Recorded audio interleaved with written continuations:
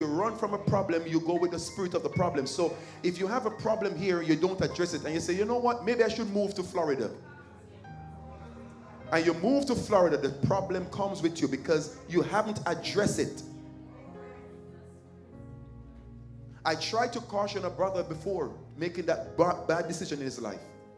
I said, my brother, what you're going through, you taking yourself and fly to the uttermost part of the earth doesn't mean that the problem won't be there. I said, the problem must be addressed by you, so whenever you go anywhere, you know how to handle it. I said, don't leave. Stay where you are and address the situation here. I know it's tough, but if you leave from the problem, you will leave with the spirit of the problem. If you run from a situation, you leave with the spirit of the situation. He ignored me. When he returned from that place he went, he was possessed with a demon. No, when I say possessed, I mean a spirit, demon spirit, is now in his body. If he was still here, you wouldn't have gone through all of that. I told you, don't run from the problem. If you have to cry through it, but make up in your mind, I will resolve it. It will be settled. So don't get frantic and frightened when the seas start getting boisterous. Be still and know that he is God. Relax. I will get through this. I will go through this. I can do all things through Christ that strengthens me. I am born to overcome. Greater is he that is in me than he that is in the world. Do you know, Sister Omega, there are days I cry saying those things. But tears fall in my eyes walking. None of these things shall move me. I refuse to go down with all of this challenge, this problem, this situation. I trust in God. I know he cares for me. And the devil whispered to me and said, oh, really? Really? He cares about, so why are you going through all of this? He cares. Why don't he prove himself? But in all these things, the Bible said, we are more than conquerors. Everyone said, in all these things. See, I don't want to present myself as this goody two-shoe pastor that have it all together. If I should tell you where I'm coming from and where I'm at, you will understand that I'm speaking to you from a place. There are too many things that came to threaten my salvation. Too many things that came to threaten my visions. Too many things that came to threaten me remain in this place here as church. Many things in my finance, in my own marriage, many things attack. For me to be able to speak to you like this, it means that I am coming from the, I'm telling you how to get through them. You see, whenever you're going through financial problems, with church people problems, with health problems, with parents problems, with sibling problems, when you're going through all of that at once, you can come and talk to me.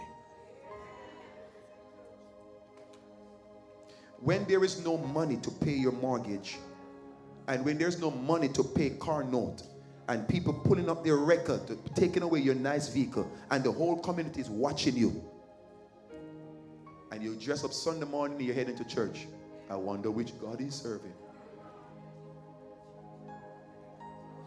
When you are hearing you are the worst preacher, you can't preach, you need to go to learn to lead, you're hearing everything you can hear, and while you're hearing that, everything in your life is proving them to be true.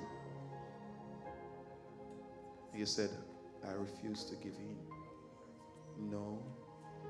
This is what God said. I can do all things through Christ that strengthened me. My friend, when you see anybody glory, don't be too quick to criticize. You don't know their story.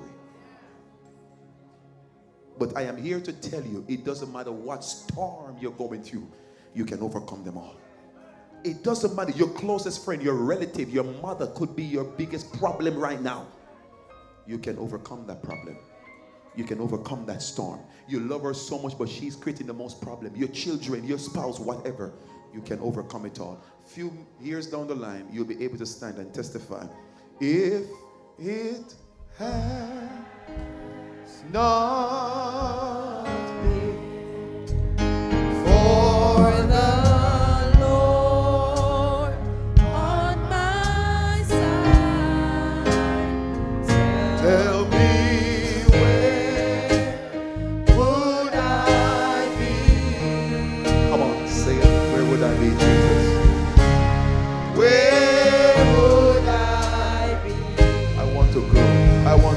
If it had not been. That's how you will testify. Brethren, if it had not been for the Lord, I rejoice through my tribulation. I rejoice in persecution. I rejoice when my close friends becomes my enemy.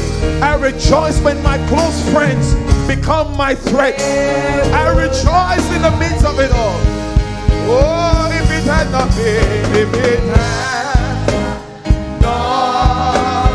been for the Lord. Who disappointed you? On my side. Who disappointed you?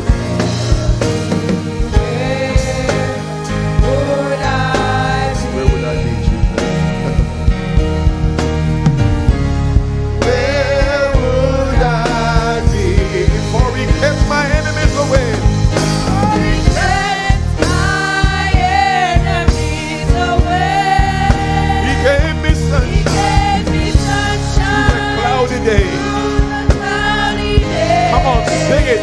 Oh, in the cradle of his arms. When he knew I've been battered and torn. I've been battered and torn. If it had not been for the Lord, had not been for the